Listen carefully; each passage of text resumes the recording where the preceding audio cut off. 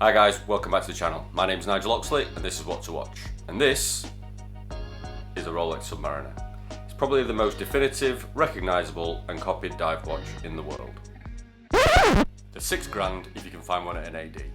10 grand because you can't find one at an AD. You've probably got other things you'd rather spend that kind of money on.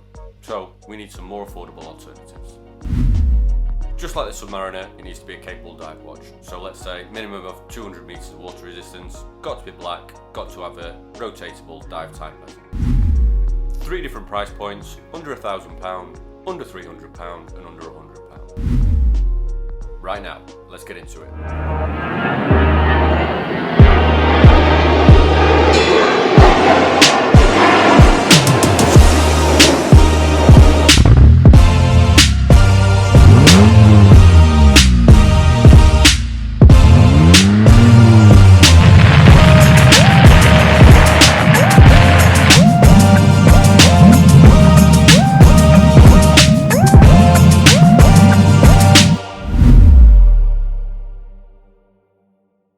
Firstly, it's my £1,000 Submariner alternative. Tissot have really upped their game over the past few years, starting with the launch of the PRX, the Gentleman and the upgraded version of this, the Seastar 1000. This comes now with a glossy ceramic bezel, which is now engraved rather than printed in the previous model, a new oyster style bracelet with female end links for a more comfortable wear. It also features an upgraded buckle with a diver's extension, which was probably the worst thing about this in the previous version. It's 42mm diameter, roughly 50mm lug to lug and 12.8 high, so this is going to wear slightly larger than a Submariner. It has Swatch Group's amazing Powermatic 80 movement inside, which is a movement you really shouldn't be able to get in a watch at this price point. And it's got 300 meters of water resistance, so you should have no problem with this in almost any dive circumstance. It comes direct from Tissot here in the UK for £675. It's got a mixture of brushed and high polished surfaces on it, so it will be slightly more dressy than a Submariner.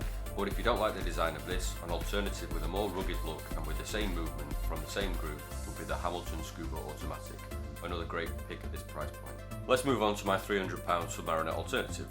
If I was making this video a few years ago, my answer would have been a Seiko SKX, without question.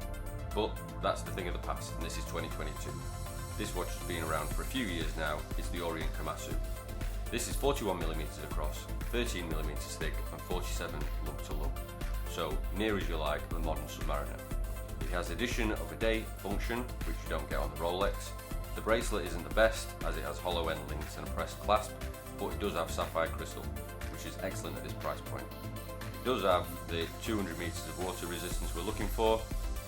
It comes with an in-house automatic movement which has second hacking, so you can set the watch to that perfect time you're looking for, and has a 40-hour power reserve out of the box and should keep time to -15 to +25 seconds a day.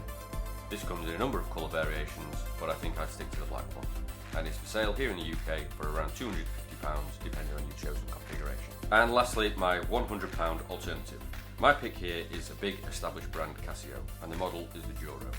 Launched in 2011, it has a stainless steel case, 44mm in diameter, but due to being quartz, it's only 12mm thick, and has an extremely short lug to lug of 48. So it should not look out of place even on small wrists. Don't be put off by that 44mm headlamp.